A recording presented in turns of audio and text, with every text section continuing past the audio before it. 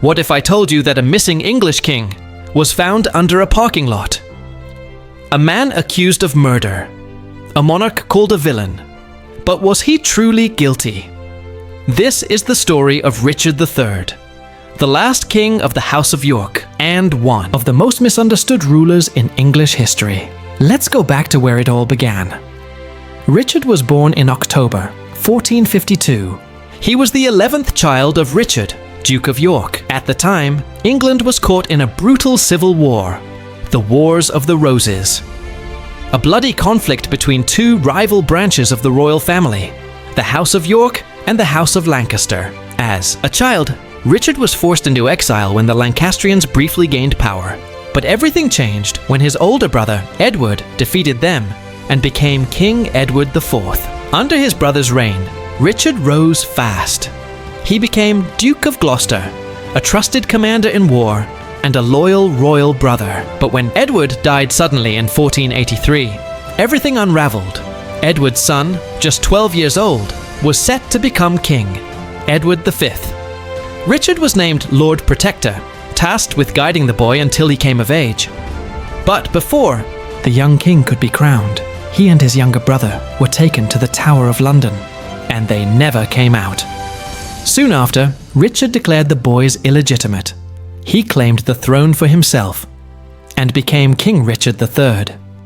The disappearance of the princes in the Tower has haunted England for centuries. Were they murdered? And if so, did Richard give the order? Many believe he did. He had the motive. He had the power. But there's no solid evidence linking him to the crime. Some historians believe the real villain may have been someone else, possibly Henry Tudor, who would later take the crown. For now, the truth remains buried with the boys. Richard's time on the throne was short, just over 2 years, but far from uneventful. He was a complex ruler, fierce in battle, but also intelligent and politically savvy. He passed laws to protect the poor. He tried to curb corruption in the courts. In many ways, he was ahead of his time.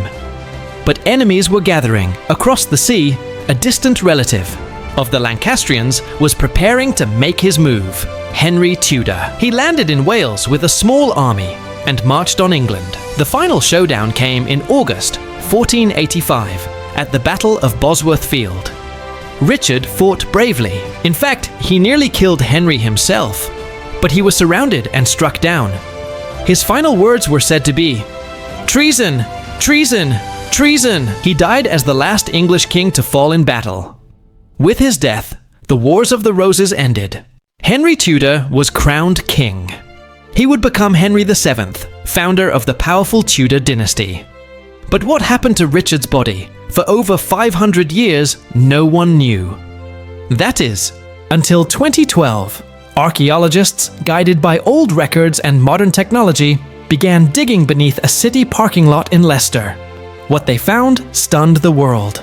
A skeleton, twisted spine, battle wounds, and DNA that matched living descendants of Richard's family. It was him, Richard III, found under a parking lot.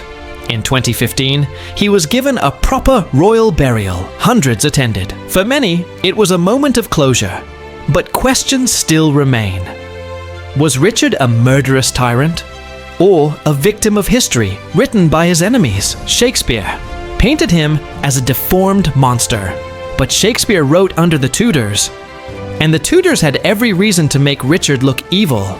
In truth, he was likely neither hero nor villain. He was a man of his time, shaped by war, ambition, and fate. And now, centuries later, we are still rewriting his story. What do you think? Was Richard III guilty, or has history done him wrong? Let us know your thoughts in the comments. You enjoyed this story? Make sure to like and subscribe for more true tales from the pages of history. Thanks for watching.